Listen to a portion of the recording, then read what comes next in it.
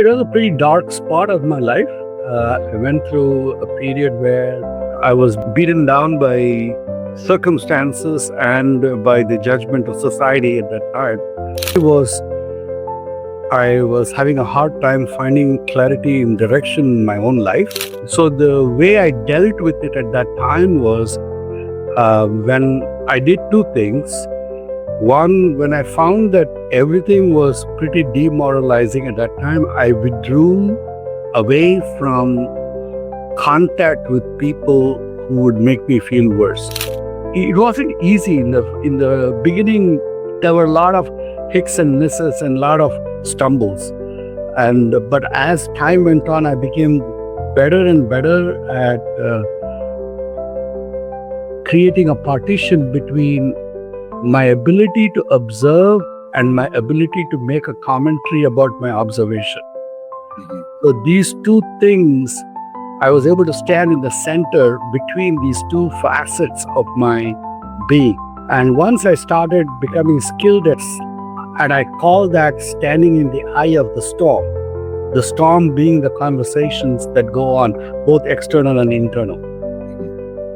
And once I started becoming very good at standing at the eye of the storm, I suddenly saw that I had great power to choose which conversation I needed to pay attention to. And from that point onwards, my career started zooming off.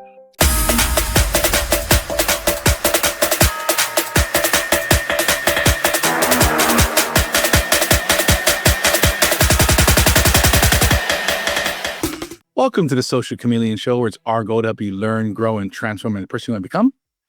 Today, I have the pleasure of talking with Dr. Ravi Iyer, a viral TEDx speaker, author, and transformational strategist with over 42 years of experience in medicine, science, and leadership. Dr. Iyer has worked with top executives, entrepreneurs, and high performers to help them overcome mental clarity, achieve inner silence, and unlock unparalleled focus and decision-making power. Recognized among thought leaders like Simon Sinek, he specializes in breaking the cycle of burnout and the not enough mindset, guiding individuals toward abundance, clarity, and purpose. With an extensive background in biochemistry, molecular biology, and high-performance leadership, along with groundbreaking work in healthcare research and innovation, Dr. Iyer's insights lead to massive personal and professional breakthroughs. If you're ready to stop chasing and start creating, today's conversation will be the mindset reset you've been waiting for. Dr. Ravi Iyer, welcome to the Social Chameleon Show. Thank you. I'm looking forward to this conversation, Tyson. As am I. I was led onto your viral TEDx talk that you gave a little while back. And one thing that stood out to me in that talk was the fact that you lost your laugh. Was that something metaphorical or actual? I actually did lose. Can you talk us through that? It was a pretty dark spot of my life. I went through a period where I was beaten down by circumstances and by the judgment of society at that time. So sense of self-worth and sense of direction. But not only was I was having a hard time finding clarity in direction in my own life. At that time, I had no external reinforcement of self-worth. So as a result, it was pretty hard for me to maintain my sense of self-worth without that external reinforcement and mentorship. So the way I dealt with it at that time was when I did two things. One, when I found that everything was pretty demoralizing at that time, I withdrew away from contact with people who would make me feel worse. But during that period, I pretty much stopped talking to people, stopped mixing, stopped moving with people, went into a pretty solitary, isolationist kind of situation, which could have easily spiraled downhill very easily. I think I was fortunate that I used that time to kind of start seriously asking questions about how I actually saw the world around me. And that was fortuitous in one way, and it led me down a path where I started seeing that my internal conversation about the events of my life were basically the lived experience of my life. And once I realized that, I started understanding that my internal conversation was a combination of the spontaneous thoughts that rose up in my head, as well as the comments and conversations that were happening to me from the mouths of other people. So the first thing I did was I decided to move away from the conversations that were disempowering, the external conversation. Oh, external. Okay. I couldn't move away from the internal conversation that quickly. It was easier for me to move away from the external conversations. And I moved away from the external conversations and preferred silence, because having no disempowering external conversation was better than having any, silence was better than having a disempowering external conversation. So I moved away from that. And then I started working on my internal conversation. And the internal conversation I started working on was I started looking at, okay, this particular idea that is coming up, where is it coming up from? And that began, it wasn't easy in the beginning. There were a lot of hicks and misses and a lot of stumbles. And but as time went on, I became better and better at creating a partition between my ability to observe and my ability to make a commentary about my observation. Mhm. So these two things, I was able to stand in the center between these two facets of my being. And once I started becoming skilled at, and I call that standing in the eye of the storm being the conversations that go on, both external and internal. Mhm. And once I started becoming very good at standing at the eye of the storm, I suddenly saw that I had great power to choose which conversation I needed to pay attention to. And from that point onwards, my career started zooming off. I think that's what we call nowadays mindfulness or something along those lines, right? Yes, but I didn't have any terminology for it. Right. I just, it was kind of homegrown Mhm. and very, very lucky, I would say. But once it started taking off, then it took me about 5 years to get to that point. Mhm. I was 18, 17 or so when I started, by 22. And then from 22, there was no stopping me after that. That reminds me of I'm not sure where it comes from, but that quote about the living an examined life or an unexamined life, right? So when you live that examined life, The unexamined life is not worth living. right, right, That is, right. I think, who said that? It's slipping my mind at the moment. Yeah, there was a philosopher who said it. Yeah. Uh, and yeah, anyway, the unexamined life is not worth living. Yeah. Hmm. Was the external talk? Was that like school, your neighborhood, your parents, your friends? It's a, India is a very competitive society. Hmm. You got one fourth of the world's population compressed into a country the size of Texas and Arkansas and California all combined, you know. Yeah, not very much. So you have one fourth of the world's population is 8.8 billion. Hmm. So that's 2.2 billion people compressed into a size of a country that big. Right. Put it in perspective, the entire United States has only 350 million Hmm. or 360 million. Hmm. So, there is absolutely no comprehension, or nobody in the US can comprehend the size and the scale of competition that exists in India. So the pressure is multiple. The pressure comes from family, it comes from peers, it comes from general society, it comes from a cultural ethos that values comparison and a very, very gossipy kind of it's quite toxic. Oh, interesting. From being an American and knowing of, Indian people and whatnot, I know what you're saying. I know there's a lot of competition to be engineers and doctors and things like that. And I've seen it externally and stuff. So I can understand what you're kind of trying to get after.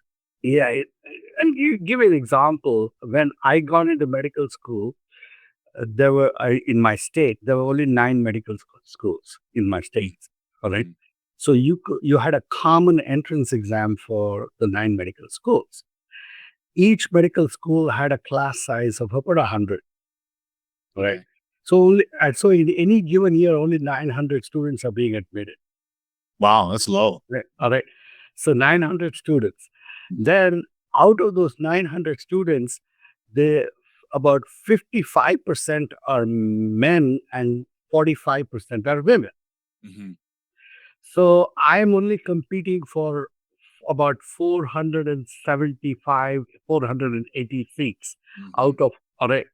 Now, out of those 480 seats, there is almost, I would say, uh, 200 of them are affirmative action reserved for historically oppressed minorities Okay. who did not have economic advantages. Okay. I was not an oppressed minority, so I'm competing only for about 220 seats. Wow. On the year that I applied, there were 50,000 male candidates applying for 220 seats. Oh my gosh. You better off making the NFL. Yeah. So the difference between the first person who got admitted and the last person who got admitted was one question got wrong. Wow. There is no scope for failure. Right. So No room for error at all. no, there is. So if you understand that, then you understand the kind of pressure that you are. It's a pressure cooker. It's a very, very tight. Hmm. Now, from what I observe, is it seems like people that grew up in that type of situation, whether it's poverty or whether it's something like it seems like there's some advantage to that. Would you agree or disagree, or how would you kind of think about that? There is always advantage to pressure. Hmm. You don't make diamonds out of or without pressure. Right. But you have to understand, for every diamond that is made out of coal, there is a billion tons of coal that just gets crushed also, Mm. Right. that never makes it to the diamond. Hmm. That's a good So, analogy. so you need to remember that, yes, of course, you'll get a diamond by putting pressure, but you'll also get a lot of coal dust. But then it's up to, those that make it out, right? I think there may be something good there, right? It is good. you know, uh, in Darwin's survival of the fittest, it is Right. the survivor that feels it good about surviving. Right. Yeah. Survivorship bias, right? Yeah. The, the, Oh, the dinosaur is not around to complain. yeah. Or you don't hear from the people back in your village or your town or whatever that didn't make it, right? The Exactly. 498,000 people that didn't make it into medical school that year, you don't hear about them at Exactly. all, right? Exactly. You don't get to hear about it. But there's So got to be a mental toughness, a fortitude that's forged there. absolutely, what happens is you select for those people. Mm. So I got selected out of that. So if I were to look at myself very objectively, yes, I was under that pressure, Mhm. and that pressure honed the fortitude. But I was also born with the genetic resilience, a Right. toughness to not break, and the pressure made me better. And then once I started learning how to get better, it became better and better and better. And now, like, I'm at the top of my game. So Mhm. it's easy for me to look down and say, but the process also created a huge repertoire of compassion in me, because Mhm. I can see. Let me put it this way: I don't have any regrets about the pressure in my life. Mhm. I can see the value it brought into my life. Mhm. I can see the gifts it has given me. And so now, in this stage of my life, I'm more of like saying that, I really don't want to waste those gifts that all that pressure created. Mhm. I got to give it back to the society. I have to give it back to the community. I have to make an impact. I have to somehow make a difference. before I dissolve back into the elements of the universe, Mhm. you know, so to speak. So I am driven by that ethos, to put it nicely. Mhm. And there is an enormous amount of insight and compassion that that experience has created. So when I come before an individual or a group of people, I'm able to see where they are in their struggle, because I've been in that place myself. Mhm. And while I have compassion, my compassion is a coach's compassion. Mhm. It's a compassion that seeks to empower people, rather than protect them and keep them infantile. Right, right. Or that perpetuating that victim mentality or something like that. Yeah, there is no victim mentality. There's no Right. need for a victim No, mentality. I But agree. once you realize, this is what I say for every one of us who was born on this planet. Before you were even conceived, 500 million spermatozoa lost the race that you won. Mhm. That's the first one. The second thing is, once you were conceived, once that egg in your mother's womb was fertilized, the precise genetic rearrangement of the chromosomes of your dad and your mom that made you will never again be replicated in the history of this universe. It never existed before and it never again will exist.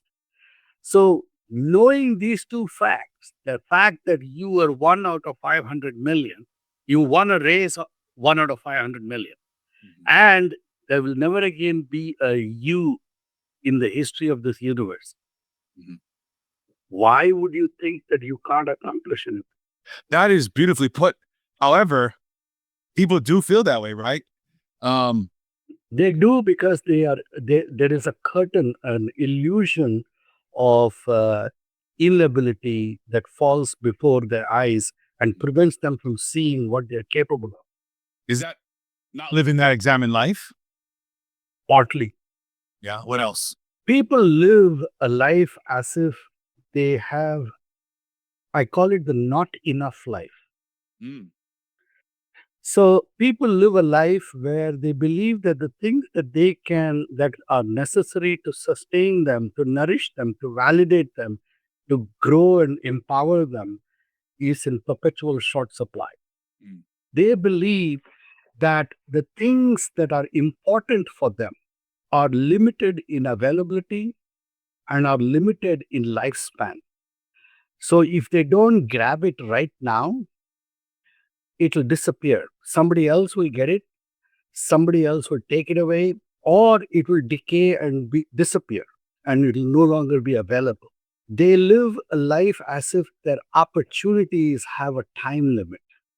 And the reason for that is because they think that the resources that they need are limited by time and space. They don't see themselves as creators of the resource, they see themselves as consumers of resources. Mm. So they see as if they are sitting at the restaurant table of life, and they have no power.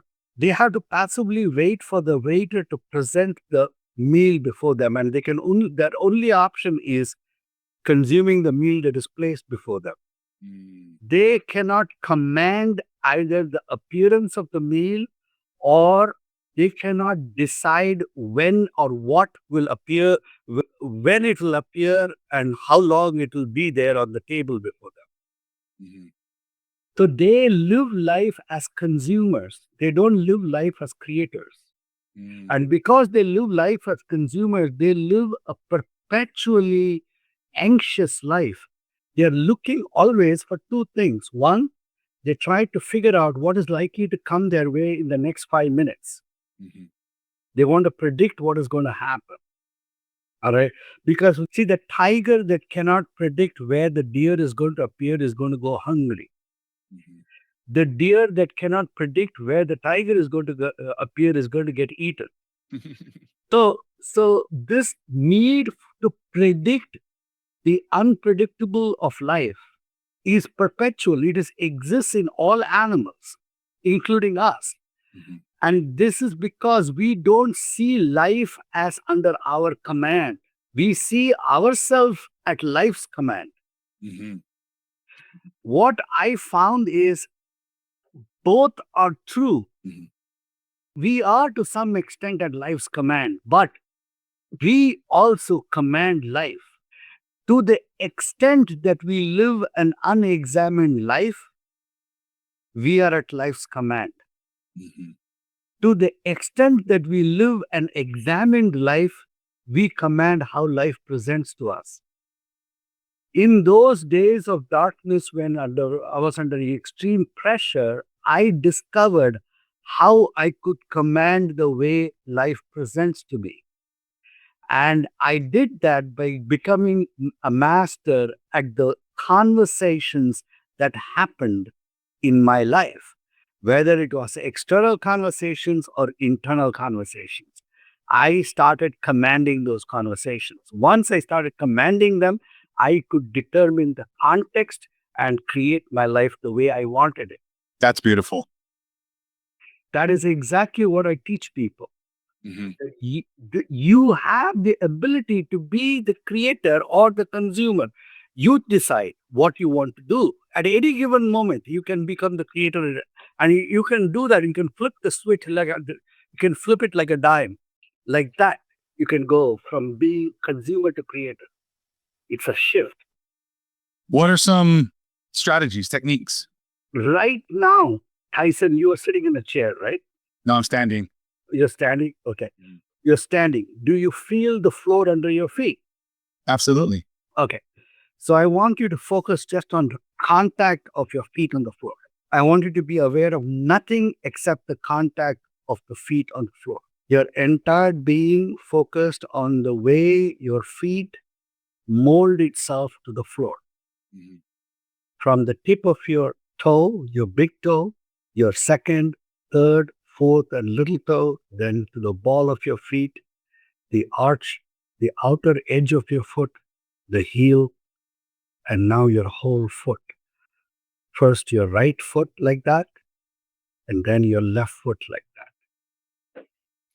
Now, while you were knowing the contact of your feet, did the idea Tyson Gaylord, where was that?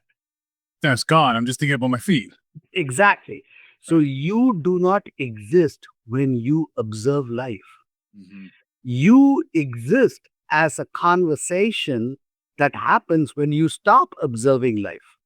The contact of your feet with the floor is just you observing the sensory impact of life on your feet. Like that, you can observe the sensory impact of everything.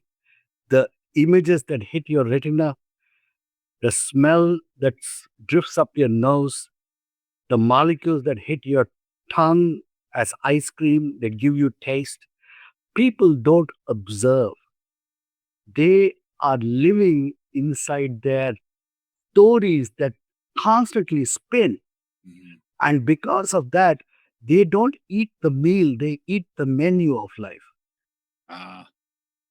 The stories that we have, the idea Tyson Gaylord, the desires of Tyson Gaylord, the anticipation and plans of Tyson Gaylord, the anxieties and worries and hopes and dreams of Tyson Gaylord are the menu of Tyson Gaylord. The meal of Tyson Gaylord is the impact of the world around him on his five senses. When you are aware of the meal, and we are aware of the meal. For example, when we are embraced by a lover in a kiss, we are aware of the meal at that time. The menu disappears. And we hold on to those moments as the highlights of our life. Because that's the only time we actually ate the meal. So that's the strategy. Start cultivating the ability to eat the meal instead of the menu. Yeah, that's really good. I like the way you frame that. I guess it's a form of meditation in a way or something along those lines. All meditation is observation. Right, right. It is conscious observation. When you start doing it all the time, then it becomes a natural habit, and then it becomes a way of being. And then you can walk through life doing it all the time. Yeah, when I learned that, I noticed. I think the easiest thing to give an example is I'll be on my phone, and I grab my phone. I'm not a big phone person, so but I'll grab my phone. I need to check my email or text them, and next thing you know, I'm scrolling through Instagram or something, and I'm like, wait, what am I doing here? And I stop. But until I started practicing, like you're saying, practicing that meditation, that mindfulness, that examine life, then that would have maybe consumed me for longer before until I got tired of it or something else called to my attention. But now when I'm doing it, I'm like, oh yeah, I was done a long time ago here. I need to put this down and put this way. I'm not doing anything. Exactly. What happens is when you start doing that and you become very good at it, your life has there's a silence that pervades your being. And what you do is you engage in an activity, and then when you drop it, you drops. There is no resonance. There is no chatter that goes on for a while in your head. So you move through life with enormous clarity because there is no noise in your head. One thing I'm curious about, what we're talking about here, is this shift from what it sounds like from scarcity to abundance. How do we start to make that shift? Is this what we're talking about here, about the mindfulness, the examine life? Is that how you're making that shift from scarcity to abundance? So once you become aware that you are the source of everything in your life, then suddenly you become resourceful. And you don't need to you see. People talk about, oh, there's an abundance mindset and a scarcity mindset. They are still working as if those things are external states to be achieved, though they are not. It is actually the recognition that everything comes out of you, and therefore you have an infinite timeline to create. See, there is no rush then. If you want to create wealth, you create wealth. If you don't create wealth, you have just decided that you're not going to create wealth today. That doesn't mean you can't create wealth tomorrow. So you're not sitting there and think, oh my God, I have not done it, I have not done it, I have not done it. You'll do it. When you get around to it, you'll do it. So there is enormous lightness of being when you live life like that. You live life supremely confident in your ability to create at will whenever you get around to doing it. And you are not uncomfortable not doing it at any given time either. You're comfortable just being the way you are. And then when you want to do it, you just go do it and then you come back. So that is the abundance mindset. The abundance mindset is not a mindset where you're sitting there wanting to constantly rush and create abundance. An abundance mindset is a fullness mindset. You are full of it, and therefore you have no need to rush and do anything other than what is right there in front of you, and you're content. That is the abundance mindset. I noticed that when I made that shift from thinking about things as maybe some people would use the terms of an infinite game versus a finite game, or longer time horizons, like I felt less stressed about, I didn't accomplish X today. I didn't do the things I was supposed to do today, versus, you know what? I have a plan. I had a thing. Things didn't happen today. That's okay. I'm still on the trajectory towards what I'm working towards. Exactly. So Simon Sinek brought out this concept of finite and infinite games. Right. And it is a very nice allegory to what I'm trying to say. And we are all saying the same thing in different words to a degree. The thing is, once you get to playing an infinite game, you are not concerned with the ups and downs of the moment. Let me give you an example for what's happening to me right now. So about a year ago, I decided that I'm actually going to start diversifying my repertoire of skills beyond see, I have been a physician for 42 years. So 42 years, people think a physician just treats people. No, a physician basically empowers people to live the best life that they possibly can. And he does it. A really good physician does it physically, biologically, emotionally, and mentally, and materially also. So I do all of it. When the problem is a physical or a biological problem, I solve that. But when it's an emotional or mental problem, I solve that too. And when it's a material problem, I solve that too. So I've been doing that for 42 years. And I decided during the pandemic that I was running out of time to do it one-on-one. I needed to do it to one-to-many. So I decided to expand my repertoire into public speaking. So then when I went into public speaking, everyone said, "Oh, I'm not booking gigs and I'm not booking stages." I said, "I'm not interested in booking gigs or stages. It will come when it comes. I'm more interested in making a mark where I am." So I said, "I'm going to first go and give my TED talk." And the first talk I gave was on the power of intentional focus. And when I gave that talk, it started going viral. I suddenly realized something. I said that we live in an economy where we have monetized human attention and created an attention economy. So I said, "Hey, that's a great idea for a second talk." And I gave a second TEDx talk this week in University of Missouri, Kansas City, to the medical school students, the TEDxUMKC, and it rocked the auditorium. It was really good. So that's going to come out in another 2, 3, 4 weeks. It'll come out, and that's my second talk. And that talk was about the power of human connection. Nothing. And then in the process, because my first TED talk went viral, I suddenly realized why it went viral. It went viral because I engaged the community in the talk. And so my third TED talk, which I'm going to give in March 14th at TEDxHandley Blvd Women, is called The Power of Community. So I have 3 talks back to back in 6 months 3 TEDx talks.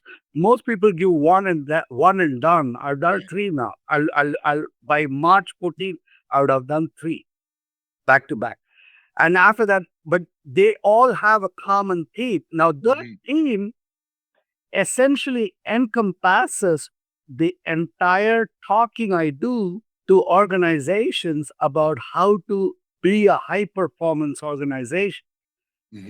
Focus, connection, community.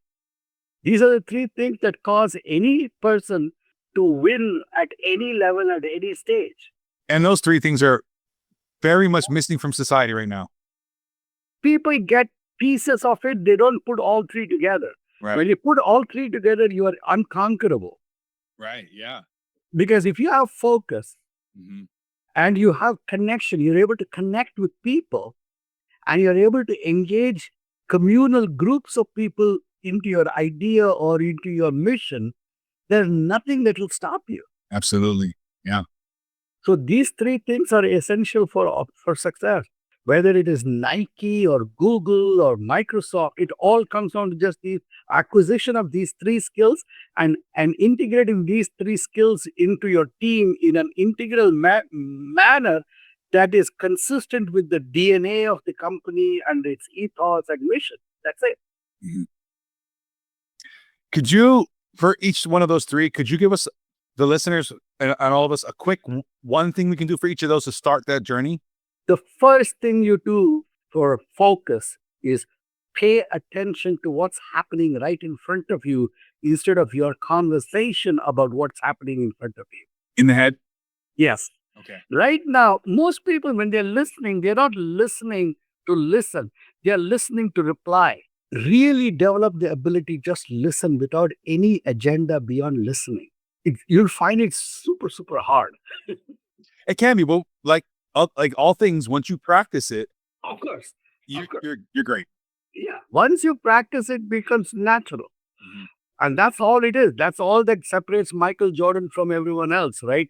Practice. Yeah. Yeah. It's basically that. A million jump shots. But that is the purpose of life. What else are you going to do in life except become better at what you do? Otherwise you might as well be a potato. So that's one. Focus. When you develop this ability to focus, connection becomes automatic. So here's the thing. People talk about communication. Communication begins with connection. And connection begins with focus. When there is focus, then automatically you begin to connect. And when you connect only by becoming open yourself. You open yourself as vulnerable. And when you are vulnerable, the other person begins to open up also, because you are sending out a silent message across that you trust that person enough to become vulnerable and open. And then when two people are connected vulnerably, they have communion. When there is communion, communication happens. And when communication happens, a community is created. A community is not a bunch of bodies occupying the same space. Community is a bunch of hearts speaking the same speech.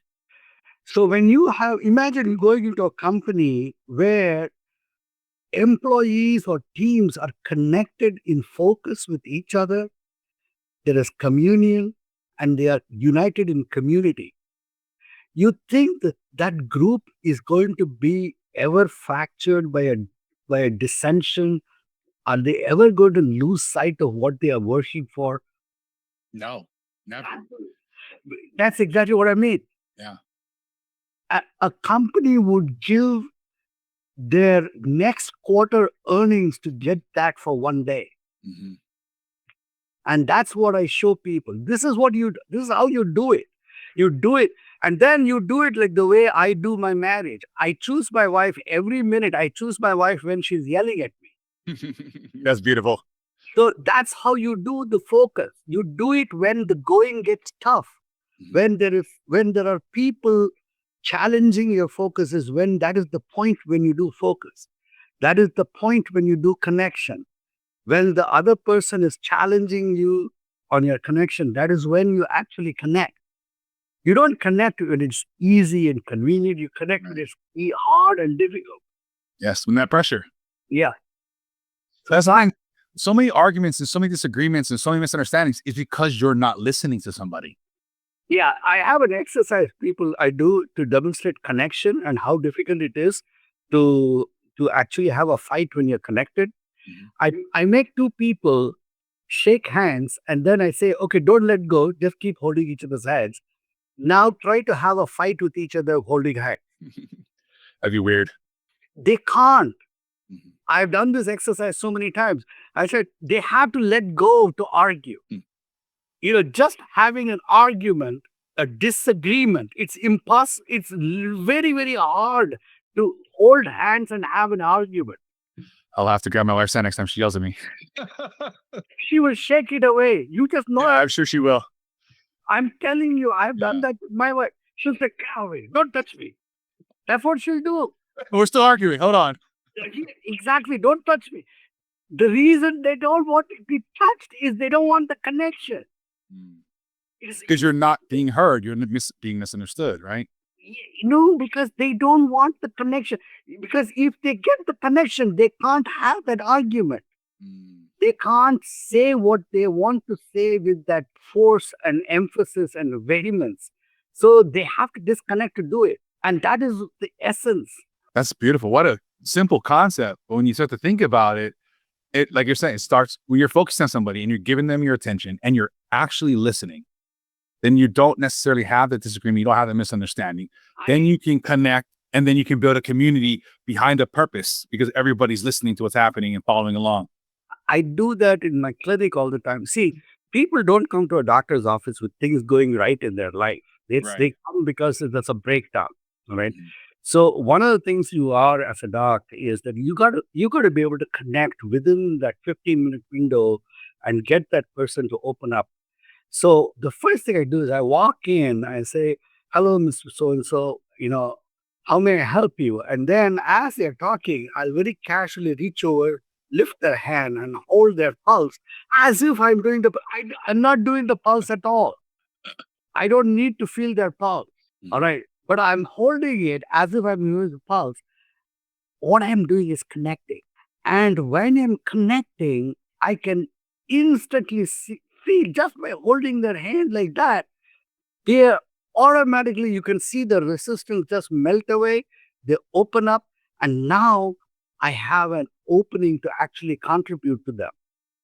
I can tell them, they listen to me, or I'll offer an advice, or I will listen to them, and there is dialogue.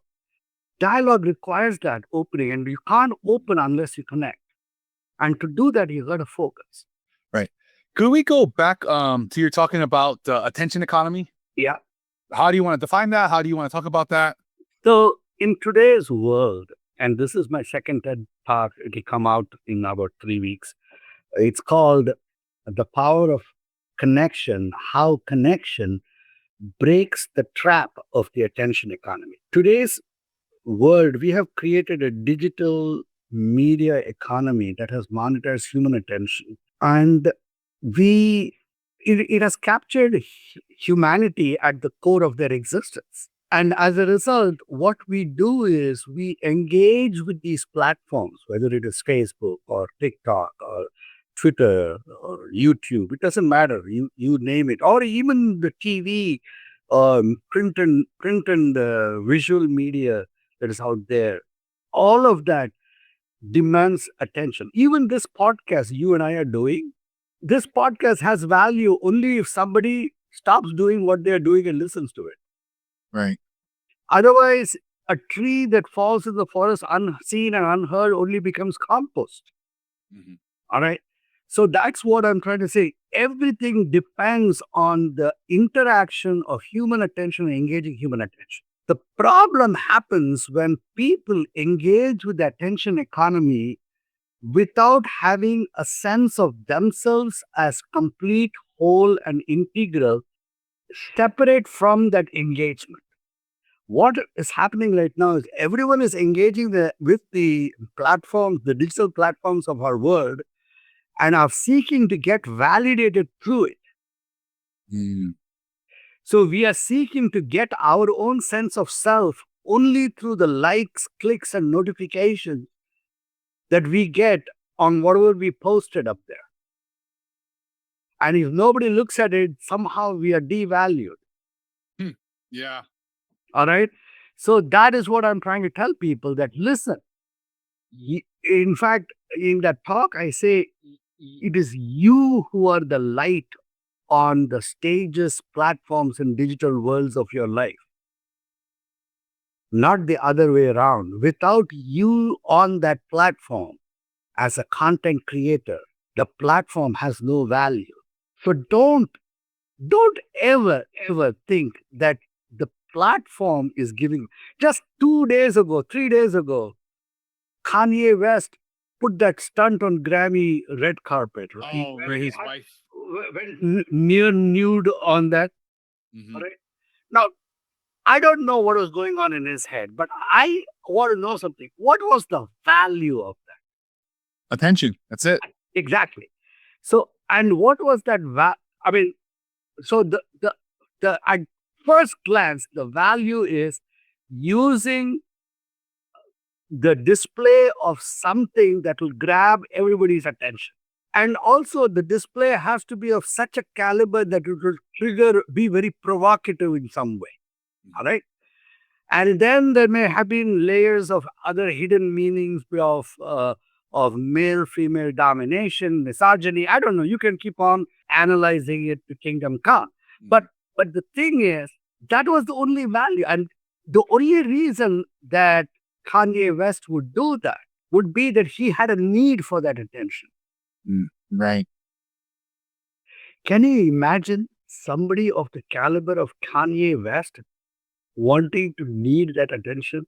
There's something's got to be wrong. There's got to be a disconnect or something, right? Something No, black. so just think about it. If a man like Kanye West needs that attention, then what would happen to the 12-year-old girl in high school? Do you understand? Now do you see how corrupt that lack of self-worth independent of the platform is? Yes, absolutely. So that is what I'm trying to get across. That guys, listen, look at how pernicious this lack of self-worth is. It goes all the way to a person who's worth millions and millions of dollars. What is the net worth of Kanye West? I think it's probably around 1 billion or so. Yeah. So he's a billionaire. So, Google will tell you, but he is a billionaire, and you and I are nowhere in that category. And that man still has a need to get attention that way. So forget about that man. So this is what I'm trying to say. It is pernicious across the board, everyone. So, and this comes out of lack of focus. This comes out of lack of connection.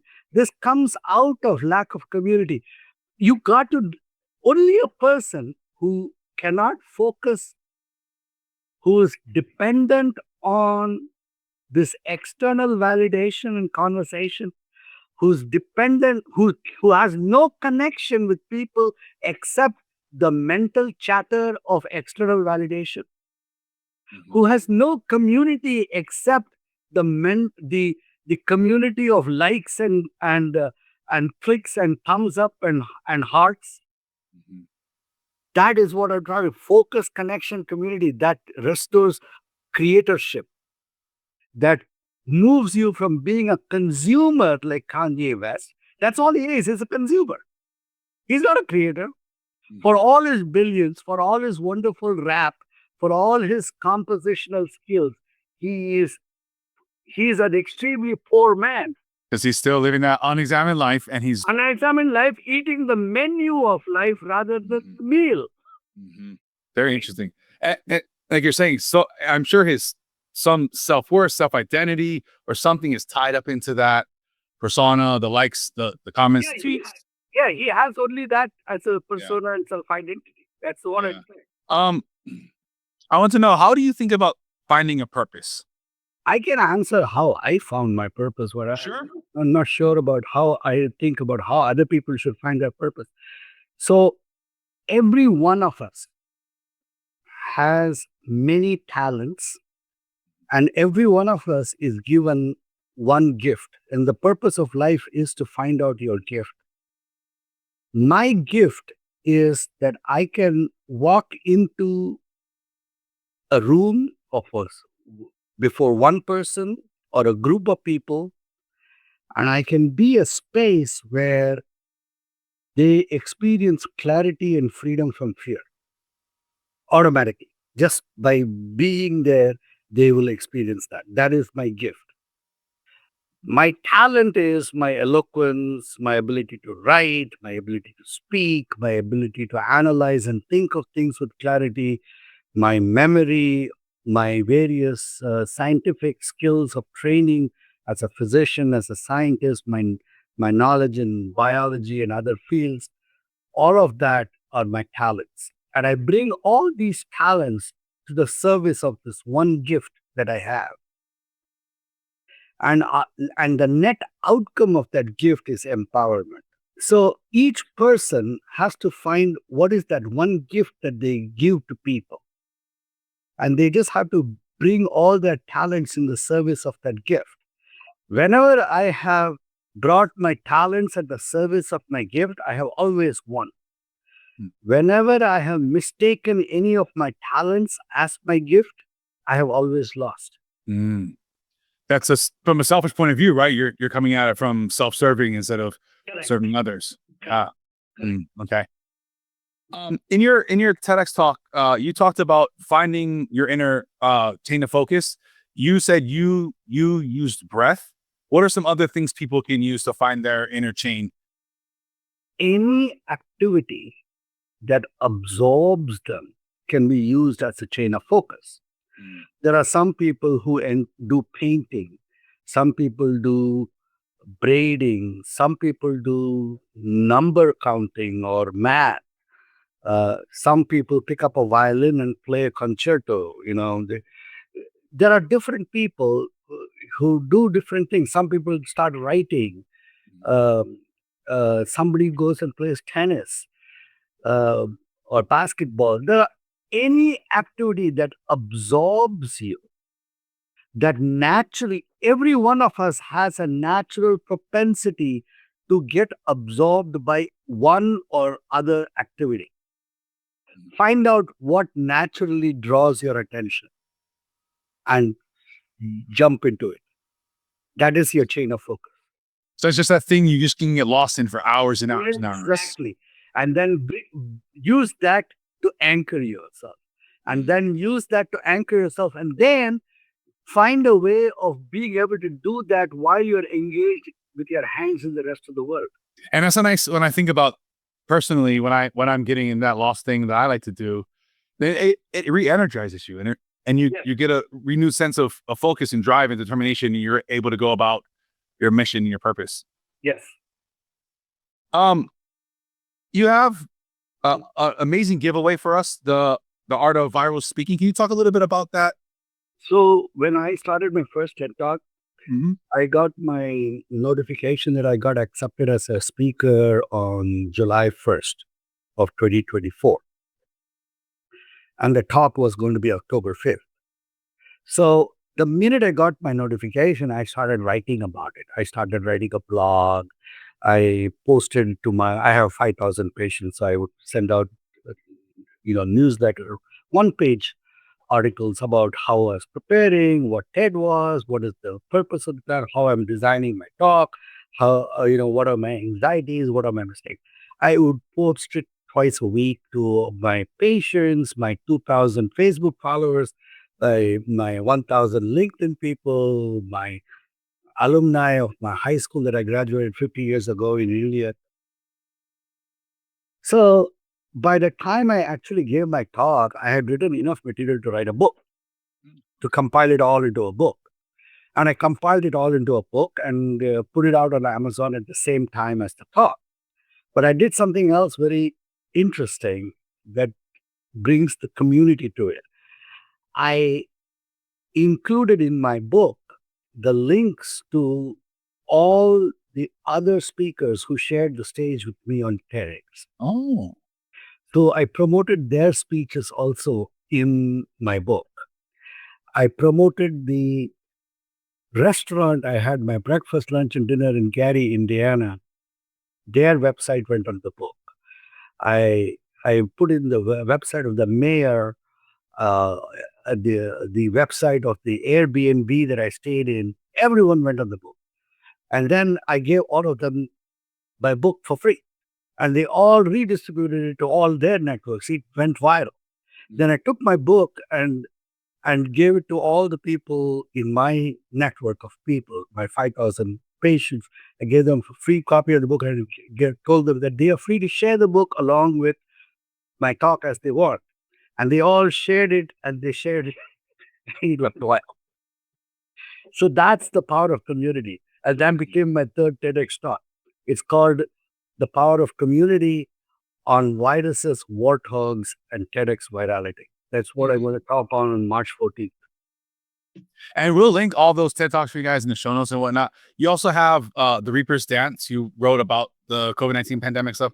I'll link to that as well. And there's a third book coming out in another 10 days. It'll come out on Valentine's Day.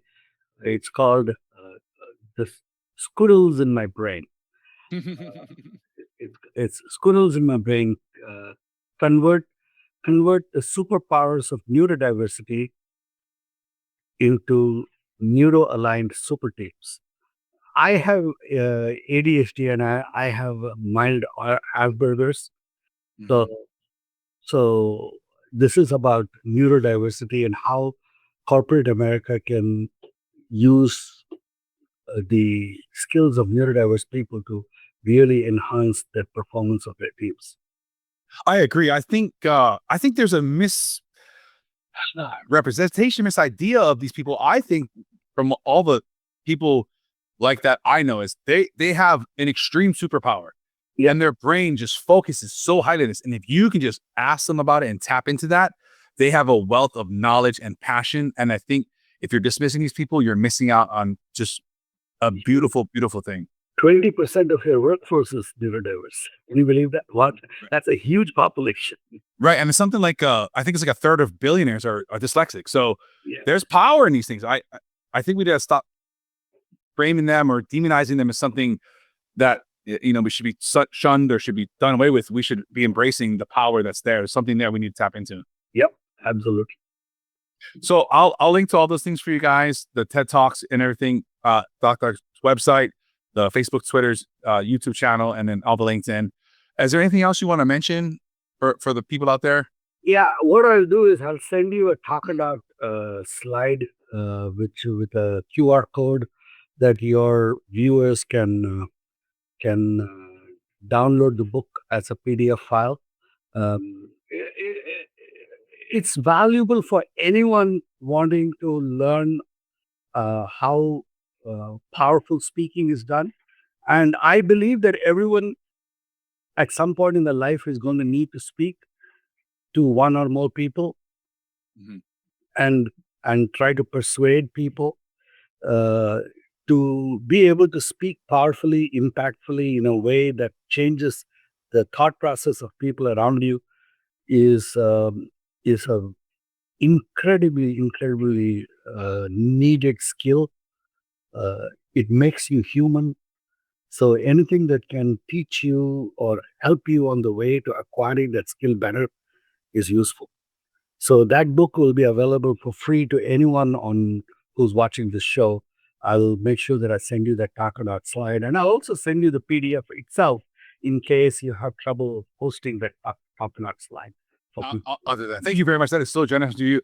And like you're saying, all of us are speakers. We're all talking to our coworkers above us and below us, our family, our friends, our community. We all need to learn to speak better. You speak better, you write better, you communicate better. Absolutely. And then finally, on the Social Community Show, I like to do a weekly challenge. And it could be something we talked about here today or something completely different. And I'd like you to issue the challenge to the listeners.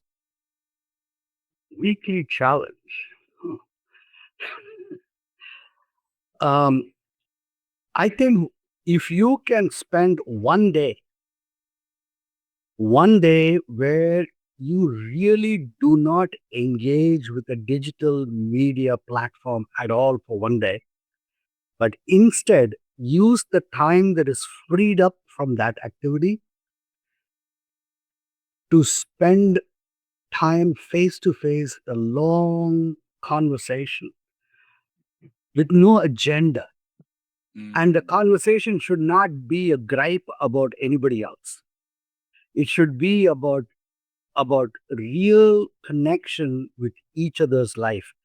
You pick the person in your life you want to have a conversation with and listen in a space of connected contribution where you contribute not your speech, but your attention.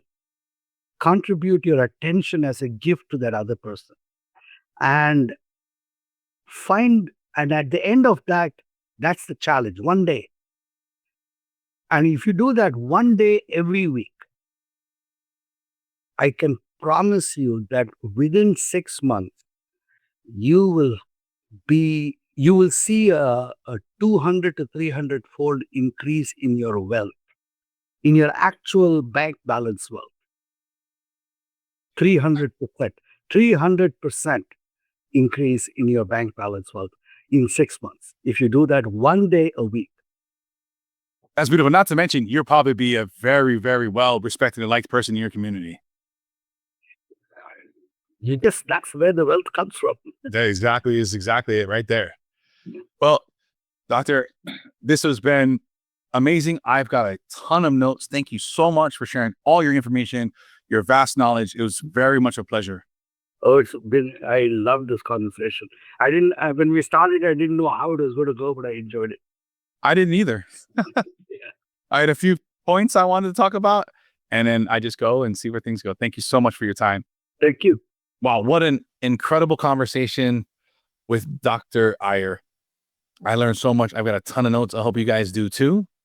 And like always here, where there's no paywall, there's no premium content, there's no Social Comedian Bundle, Social Comedian Plus. We give all the great stuff right up front to you guys. And the only thing we ask is for you guys to share this if you've enjoyed it. Share it with at least 2 other people.